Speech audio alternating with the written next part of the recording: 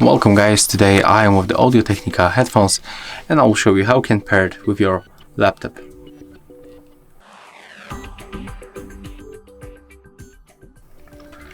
First of all, we have to turn on our device by using this middle button, so click and hold it and take a look on the indicator. When it's turned on, just release the button and after a few moments this indicator will start blinking, just like that.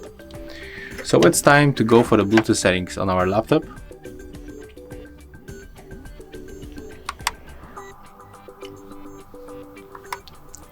Go for the settings, go for the Bluetooth and devices.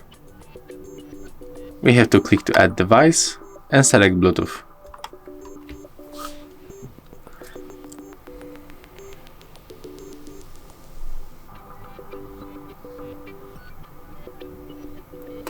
And right now from the list you have to select this speaker, this headphones I mean.